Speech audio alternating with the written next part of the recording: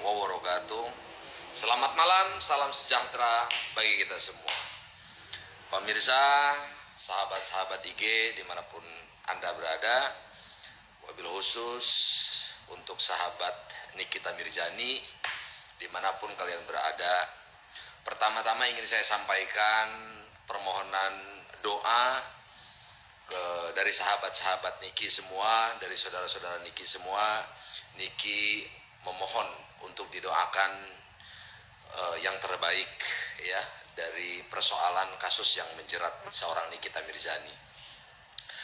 Saya berjanji kemarin kepada semua followers, kepada semua rekan-rekan, sahabat-sahabat Niki, kemarin saya berjanji untuk live untuk update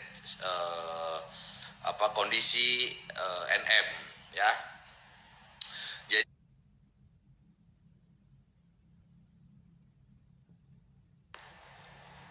Assalamualaikum warahmatullahi wabarakatuh. Selamat malam, salam sejahtera bagi kita semua. Pemirsa, sahabat-sahabat IG dimanapun Anda berada, wabil khusus untuk sahabat Nikita Mirzani dimanapun kalian berada. Pertama-tama ingin saya sampaikan permohonan doa dari sahabat-sahabat Niki semua, dari saudara-saudara Niki semua. Niki memohon untuk didoakan yang terbaik ya dari persoalan kasus yang menjerat seorang Nikita Mirzani. Saya berjanji kemarin kepada semua followers, kepada semua rekan-rekan, sahabat-sahabat Niki, kemarin saya berjanji untuk live untuk update kondisi NM ya. Jadi sahabat-sahabat Niki semuanya, jadi pertama saya ceritakan kronologis awal menyoal Niki masuk rumah sakit ya.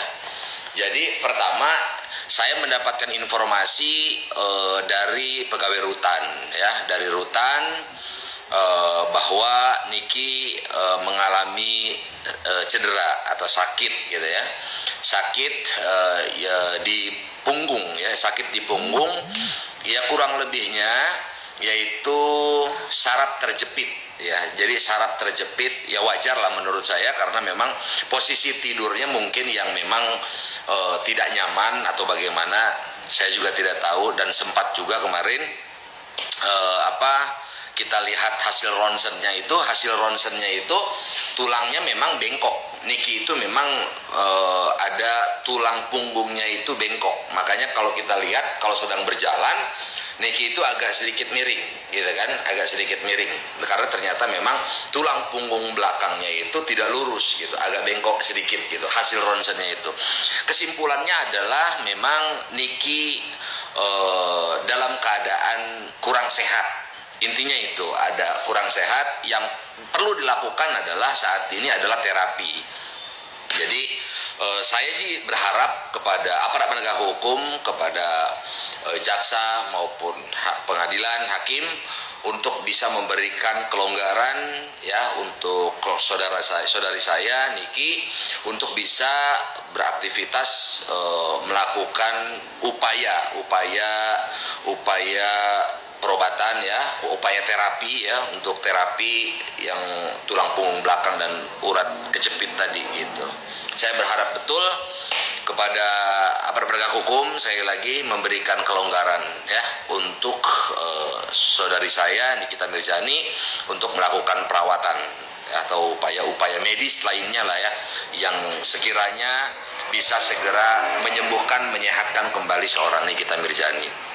Dan tentunya di hari ini informasi yang saya dapat juga bahwa hari ini berkas Niki dari kejaksaan, dari jaksa itu sudah dilimpahkan ke pengadilan ya. Per hari ini tadi kurang lebih pukul 16.15 kalau tidak salah ya, pukul 4 sore ya, itu dilimpahkan ke pengadilan ya, ke pengadilan sudah dilimpahkan. Mudah-mudahan persoalan ini cepat untuk digelar di pengadilan, disidangkan. Mudah-mudahan minggu depan kemungkinan besarnya disidangkan. Akan tetapi ada satu hal yang menarik yang dimana membuat Nikita Mirzani makin sakit ya. Jadi hari ini Nikita Mirzani lebih parah sakitnya dari kemarin. Ya, ini perlu saya sampaikan kepada pemirsa, kepada rekan-rekan, followers semuanya, sahabat-sahabat Niki semuanya, bahwa hari ini Nikita Mirzani sakitnya lebih parah daripada kemarin. Lebih parah sakitnya. Kenapa lebih parahnya? Karena dia melihat dakwaannya itu, ya, kerugian dari pelapor itu ternyata 17 juta. Kerugiannya, guys. Kerugiannya. Jadi, ya, pasal yang diterapkan kepada seorang Nikita Mirzani ini ada salah satunya adalah pasal 36, yaitu tentang kerugian material. Nah, ternyata yang mengakibatkan Nikita Mirzani itu dilakukan penahanan oleh pihak jaksa itu ternyata pasal 36-nya ada kerugiannya. Berapa kerugiannya? Kerugiannya itu adalah 17 juta US dollar apa rupiah, saya juga nggak tahu tuh. Coba, ini seorang ibu ini nurani, ini saya bicara nih, ya. Ini saya bicara nurani nih.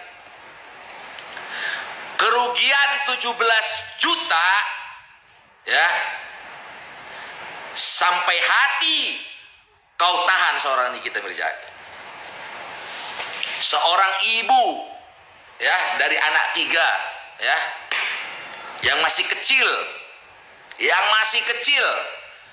yang dimana anaknya itu butuh sentuhan, butuh pelukan, butuh yang namanya pembelajaran, butuh bimbingan dari seorang ibu.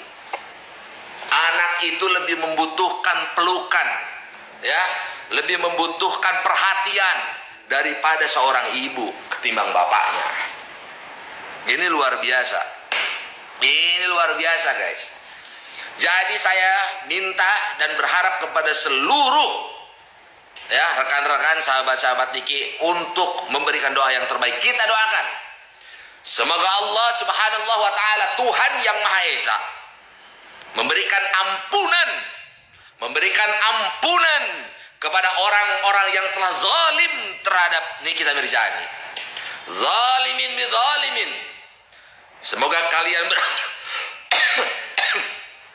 kalian berkumpul dengan orang-orang yang zalim. Kita bersepakat, kita berkomitmen, kita tidak akan melakukan upaya-upaya, ya, dendam lain dan sebagainya. Tapi kita harus bersatu bersama, berdoa. Mau siapapun kita, agama kita, Tuhan kita berdoa bersama kepada Tuhan kita, kepada Allah Subhanahu wa taala, Tuhan yang Maha Esa. Semoga mereka yang zalim kepada seorang Nikita Mirzani, yang sampai hati memenjarakan seorang ibu dari anak 3 ini, segera mendapatkan ampunan dari Allah Subhanahu wa taala, dari Tuhan yang Maha Esa. Mendapatkan ampunan, ya, dan dijauhkan dari segala malabahaya dan malapetaka.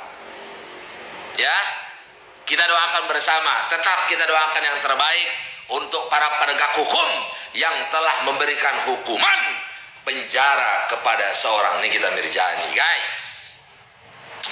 Pokoknya pemirsa, saya ingin menyampaikan malam hari ini kepada semua rekan-rekan aparat penegak hukum, di mana persoalan kasus ini membuat saya menjadi tertawa. Saya tertawa sekaligus sedih saya. Kok sampai hati gitu loh. Kok sampai hati hanya karena persoalan kerugian 17 juta kalian rela menghukum seorang Nikita Mirzani. Walaupun ingat, saya garis bawahi, walaupun memang hukum harus ditegakkan. Memang betul, hukum harus ditegakkan, betul. Tapi ingat, hukum harus ditegakkan dengan seadil-adilnya. Ingat ya, harus dengan hukum ditegakkan dengan seadil-adilnya. Harus adil. Lihat. harus dipertimbangkan. Makanya kenapa lambang hukum itu timbangan. Lihat ya, ada Dewi Keadilan, ada lambang seorang wanita itu namanya Dewi Keadilan. Dewi Keadilan, ya, Dewi Keadilan, dan ada timbangan. Ingat, coba lihat, kita fokus coba ke logo, ya, logo tuh, logonya itu, logo timbangan. Apa artinya? Itu ada filosofinya bahwa hukum itu harus ditegakkan dengan seadil-adilnya, harus seimbang. Adil itu imbang. Jadi adil, imbang. Kalian harus juga memutuskan persoalan ini dengan pertimbangan yang matang, dengan pertimbangan kemanusiaan. Bukan hanya sekedar Anda tendensi, Anda benci. Bukan hukum ditegakkan karena kalian benci, bukan karena kalian jengkel, bukan karena kalian kecewa, bukan karena ada unsur pribadi, bukan karena apapun. Bukan karena apapun. Ingat, bukan karena apapun, tapi harus yang namanya berdasarkan pertimbangan yang matang. Pertimbangan kemanusiaan juga harus diterapkan di situ. Ingat itu. Ini jujur, saya melihat persoalan ini luar biasa.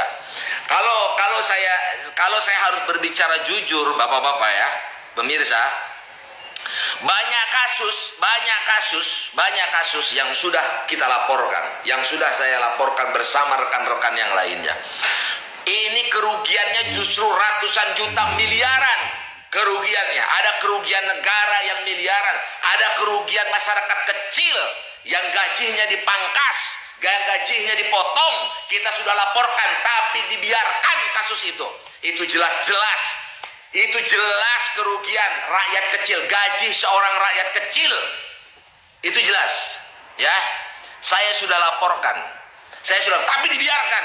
Tapi persoalan ini, lagi-lagi saya katakan, saya ulangi, persoalan receh, persoalan sepele, kerugian 17 juta. 17 juta. Sampai hati kau tega menghukum seorang Nikita Mirzani, menghukum seorang ibu anak 3. Saya kira mudah. Kalaupun memang hukum mau ditegakkan, hukum mau dijalankan, tak jadi masalah. Diproses, tetap diproses, ya kan? Dilakukan, ya kan? Proses penyidikan, oke, kan sudah dilakukan. Kita lihat dari kepolisian tidak dilakukan penahanan. Di kepolisian coba kita lihat tidak dilakukan penahanan. Nikita Mirzani selama ini kooperatif, ya kan? Wajib lapor dia datang, wajib lapor, ya toh? Dipanggil dia datang, ya toh? Apa coba? Diperlakukan, coba kita lihat di berita, di video-video yang sudah viral, diperlakukan seakan-akan dia adalah seorang teroris, ya, luar biasa. Kita lihat semua, Masya Allah, luar biasa ini, luar biasa. Saya jujur, saya ini hanya terketuk hati nurani saya. Hati nurani saya terketuk karena saya punya seorang ibu, karena saya punya seorang mama, karena saya juga punya seorang istri, saya juga punya seorang adik perempuan. Saya tidak rela apabila adik saya, ibu saya, istri saya mendapatkan perlakuan ketidakadilan dari negara ini. Saya juga tidak mau, tidak rela. Makanya kenapa saya mati-matian akan saya bantu, akan saya dampingi. Bukan karena persoalan dia artis, bukan karena persoalan dia apapun. Dia adalah sahabat saya, adik saya, yang bukan sehari 2 hari saya kenal dengan dia. Dia perlu didampingi, dia perlu dibantu, karena Niki ini adalah wanita dari 3 ibu anak. Terlepas kontroversinya yang banyak, terlepas like or dislike dari orang yang juga begitu banyak.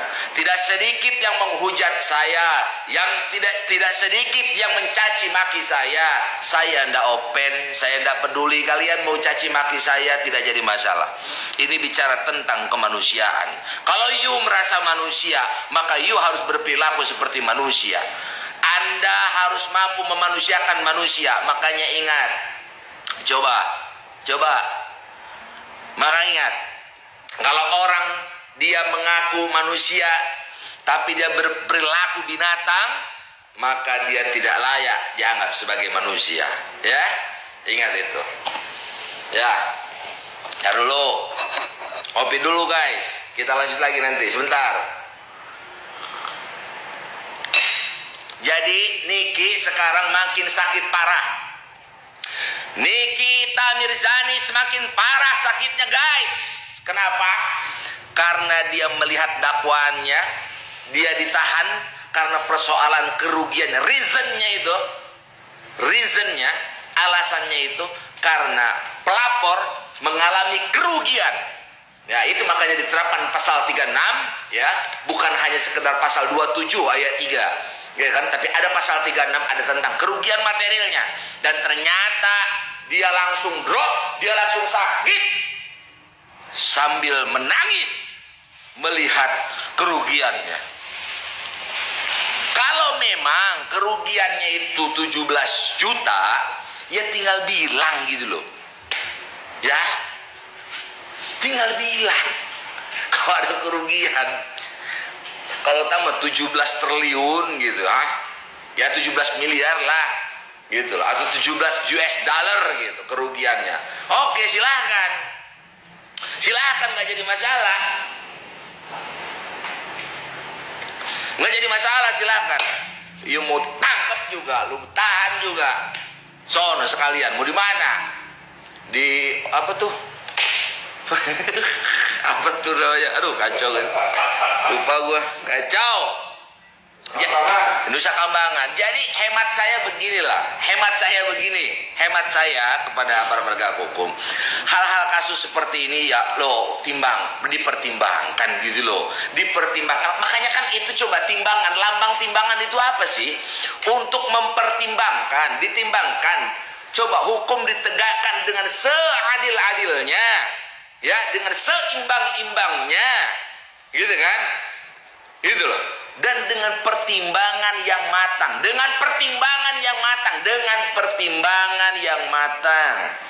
Coba pertimbangkan dari sisi kemanusiaannya. Pertimbangkan dia adalah seorang ibu daripada anak-anaknya yang masih kecil. Coba. Pertimbangkan itu.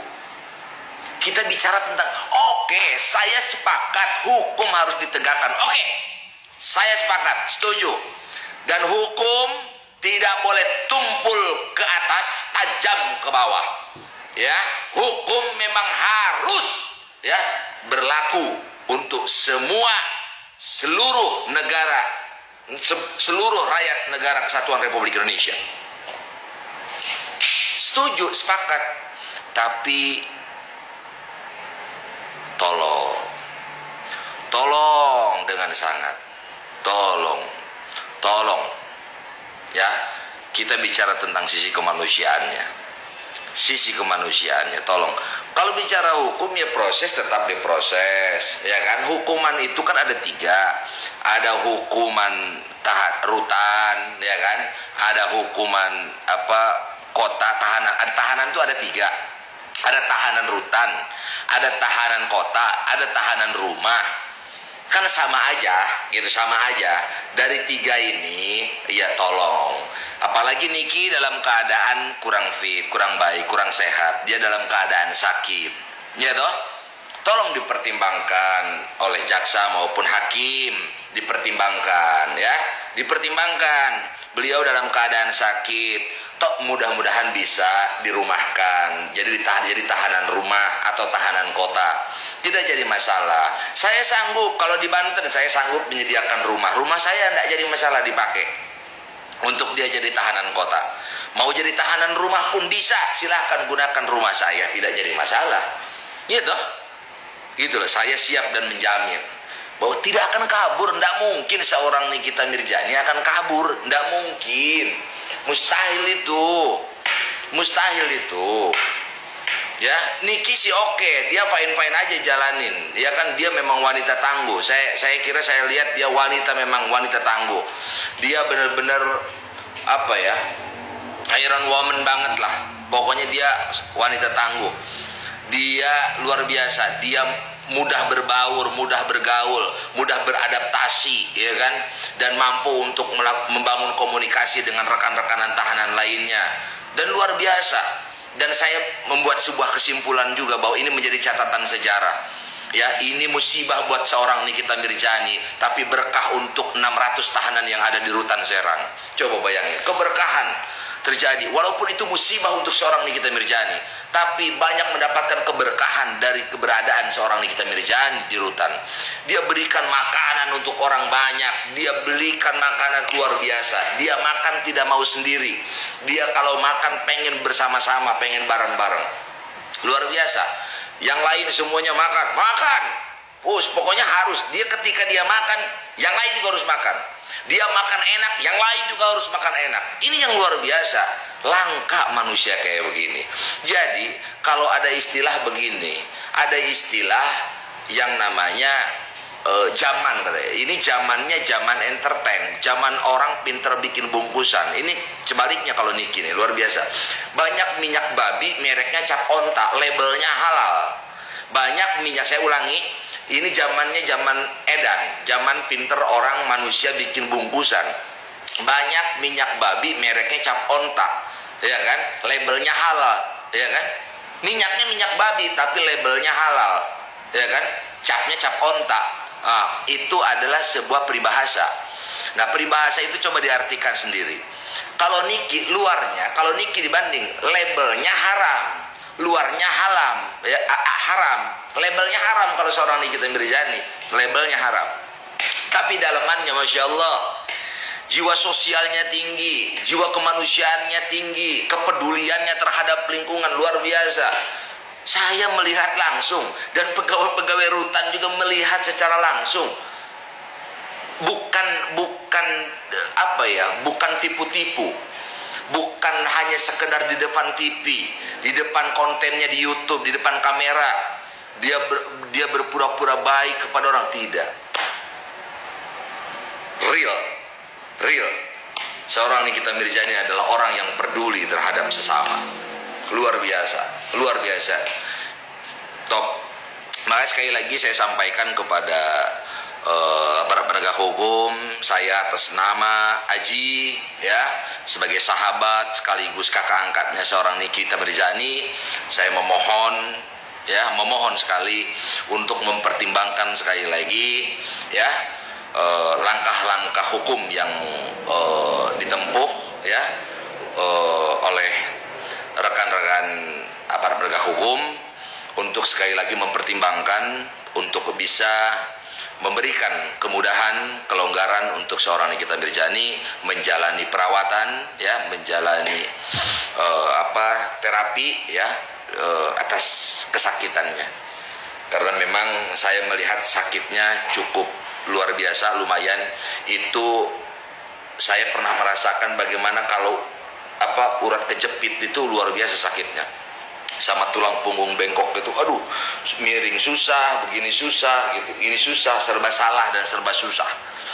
Dan mohonlah, dan itu rekam medisnya juga ada, ya, dari rumah sakit rekam medisnya ada.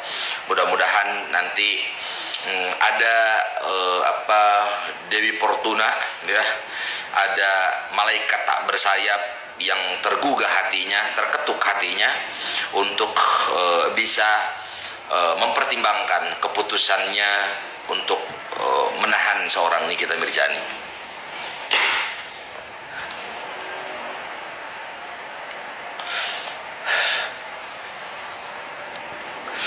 Sekali lagi saya ingin sampaikan, saya atas nama saudara, atas nama sahabat, atas nama kakak memohon maaf, beribu-ribu maaf apabila ada kata-kata seorang Nikita Mirzani yang kurang berkenan, ya, dengan karakternya yang begitu keras, yang sompral, ya, yang bacotnya seperti itu, ya saya mohon dimaafkan ya, biasa itu, enggak jadi masalah karena memang itu karakternya Niki, karakternya dia seperti itu, gayanya dia itu nggak bisa nutup-nutupin dan dia tidak bisa berbohong, jadi dia berkata jujur. Saya justru sebaliknya, saya merasa bangga, merasa apa ya, dia seorang wanita tapi dia mampu berkata jujur, dia mampu berkata yang sebenarnya, dia tidak menyaring dulu gitu kan, tidak mempertimbangkan dulu dampaknya seperti apa. Itu aja sih mungkin.